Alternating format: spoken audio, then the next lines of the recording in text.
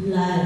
Ano po ba yung itinuturo sa atin ng Biblia kapag ang pinag-usapan ay dugo?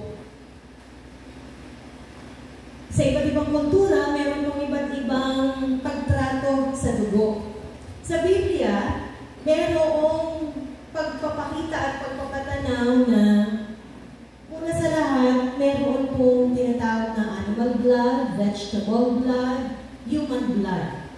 Iba't ibang mga larangan o sangay na kung saan dumadaloy ang dugo. Doon sa hanay ng mga hayop, sa hanay ng mga halaman.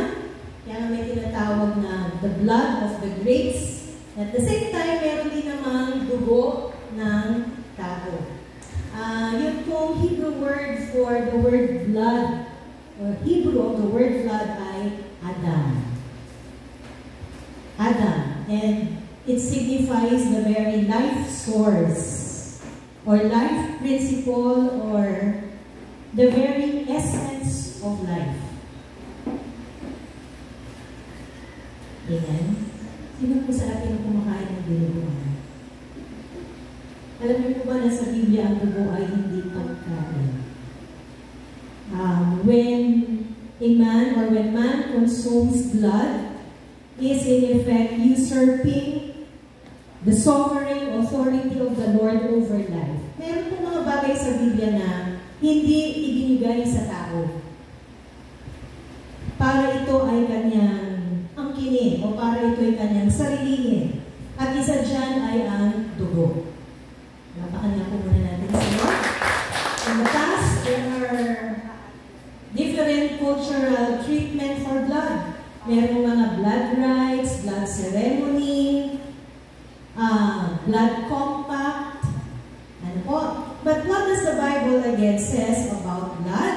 First, in the Bible, blood signifies life. Ang dugo ay tumutukoy sa buhay. Ang dugo ay tumutukoy sa buhay. We can learn that from its scientific explanations. Iba sa atin dito ay may background patungkol sa medicine at alam yan ng mga nasa linya ng medisina. Now, in the scriptures, let's have a reading from the book of Leviticus, chapter 17, from verse 13 to verse 14.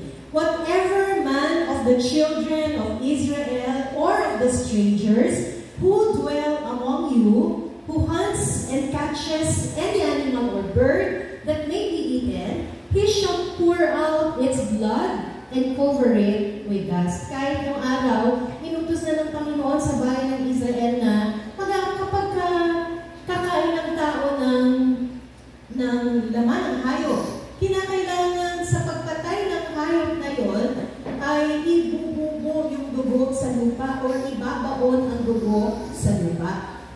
At ito ay pagpapakita ng high reverence o mataas na paggalang doon sa dugo na yon, bagamat yun ay dugo ng hayop. Again, because it signifies the Lord as the ultimate and absolute sovereign owner of life, since blood is the very life force of animals and even of men. Let's continue reading. For it is the life of all flesh, its blood sustains its life. Ang dugo daw po ay from the heart to the different parts of the bodies. Pinapagaloy ng veins. Therefore, I said to the children of Israel, everybody let's read, you shall not eat the blood of any flesh. For the life of all flesh is its blood. Whoever, let's read aloud, eats it, shall be cut off.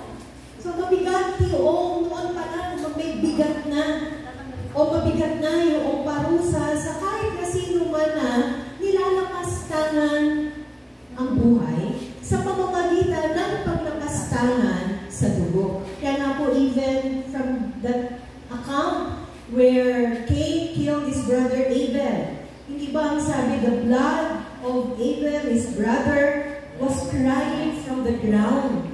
Humihingi ng katarungan ng dugo ni Abel na nabuko doon sa lupa. Ayun. Dito sa Leviticus chapter 17, si Lord ay may pagpapahalaga sa dugo ng hayop na dapat ay ginagalang din at ibinabaon sa lupa. How much more? Ano pa kaya sa dugo ng tao?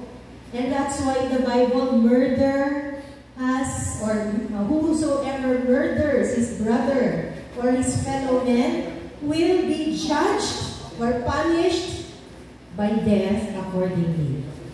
Kinakailangan mamatay ang sino mang kumitil ng buhay ng isang tao o lumapastangan sa dugo ng isang tao. Again, you shall not eat the blood of any flesh, for the life of all flesh is its blood. Whoever eats it shall be cut off. Ito sa Old Testament na yan. So, Old Testament pala, bawal kainin ng dugo. Paulit-ulit na binabanggit, sa lumang tipan na bawal kumain ng dugo. In the first place, because blood was not given for food. Hindi yan ibinigay para kainin. Amen?